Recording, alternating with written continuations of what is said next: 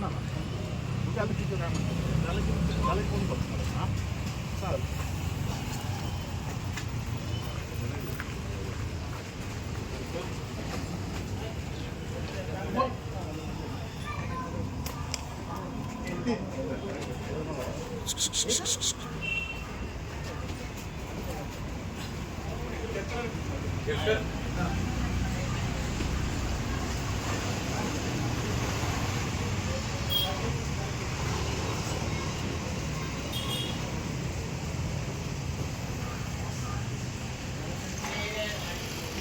तास दीड तास झाला तुम्ही वाट बघून काय पालीस मला सांगितलं म्हणून आम्ही इथे थांबलो. रस्ता तुम्ही बरोबर करा झालं बाईक घेऊया. चौकशीला पुन्हा एकदा तुम्ही आलेला आहात आणि तेही सपत्नीक तुम्हाला बोलवण्यात आलेलं आहे, काय सांगा? खरं तर गेल्या 2-2.5 वर्षापूर्वी एसीबीने चौकशी सुरू केली होती आणि त्यावेळी आम्ही योग्य पद्धतीने ते चौकशीला माहिती दिली होती.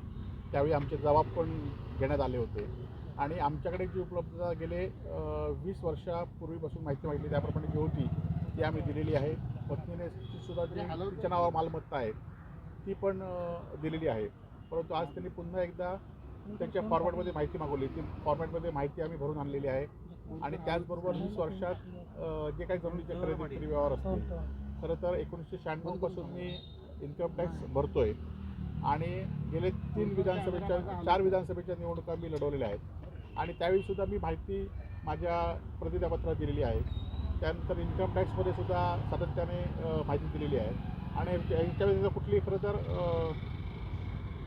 एसीबीची एकीकडे चौकशी होत असताना एसीबी एखाद्या गुन्ह्याची चौकशी करू शकते, परंतु इन्कम टॅक्स हे त्यातले निष्ठा नसतात आणि तरीसुद्धा माझी 2 वर्ष 2दा स्क्रुटिनी केलेली आहे आणि त्यामुळे अशा सगळ्या फाईल आम्ही त्यांना घेऊन दाखवलेल्या आहेत. परंतु एखाद्याला चौकशीसाठी दबाव आणायचा किंवा त्रास द्यायचा असेल तर त्यांना आपण काय करू शकत नाही, परंतु त्यांना जे सहकार्य लागेल ते सहकार्य मी करणार आहे आणि मी आता त्यांच्याकडे हजर होऊन त्यांना जी माहिती दिली त्याच्याविषयी वेगळी काय माहिती असेल तर ती सुद्धा त्यांना देणार आहे. पण इलेक्शनच्या ह्याच्यामध्ये चौकशीचा फेरा जो आहे तो थांबला होता आणि आता इलेक्शन नंतर पुन्हा एकदा ह्या चौकशी ससेमिरा चालू झाला आहे. नेमकं काय वाटतं याच्यामध्ये?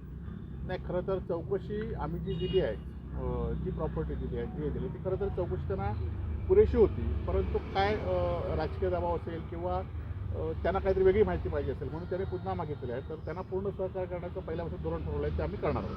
दबाव दबाव शिवसेनेत येण्यासाठीचा दबाव असू शकतो?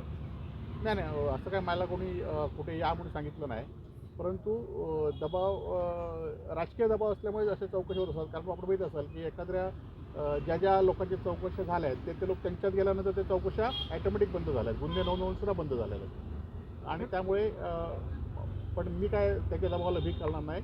मी माझी जी माहिती आहे ती योग्य पद्धतीने देईन आणि माझा संघर्षाचा लढा हा सुरूच राहील. तर तुमच्यासोबतच राजन साळवी यांची पण चौकशी सुरू होती. आता राजन साळवी शिवसेनेत किंवा भाजपमध्ये चर्चेमध्ये सुरू झालेल्या पाहायला मिळत आहेत. एरवी तुमच्यासोबत तुमच्या जेव्हा चौकशी झाली तेव्हा राजन साळवी तुमच्यासोबत होते. आता ही लढाई मला एकट्यानेच लढायची आहे, त्यामुळे येणाऱ्या काळामध्ये या जी लढाई असेल ती मी लढेन. कोण माझ्या रचलं आणि कोण नसेल त्यामध्ये काही मोठा फरक पडणार नाही, परंतु चौकशीला योग्य पद्धतीने माहिती देण्याचं काम मी निश्चित करेन. पण सर फॅमिली तुमच्या मिसेसला देखील बोलवलेलं आहे, त्यापूर्वी देखील चौकशी की पहिल्यांदा येतात? नाही, त्या एकदा आलेल्या आहेत, त्यांनी माहिती दिली होती. आता पुन्हा माहिती मागितली तर त्यांना ती माहिती देतील. त्या पण त्याच पद्धतीने खमक्या आहेत, त्या पण त्या पद्धतीने चौकशीला सामोरे जातील आणि योग्य पद्धतीने माहिती देतील. तुम्ही म्हटलं की यापूर्वी माहिती दिलेली आहे पण पुन्हा एक वेगळा फॉर्मॅट दिला त्यामध्ये माहिती मागितली. हे तफावत आहे, वेगळे प्रश्न आहेत की सेम गोष्टीच आहेत? नाही, त्यांना आता माझ्या मते इथले अधिकारीसुद्धा बदललेले आहेत, त्यामुळे त्यांना काय वेगळी माहिती पाहिजे असेल त्यामुळे त्या पद्धतीने सुद्धा माहिती आम्ही देऊ. ठीक आहे, थँक्यू.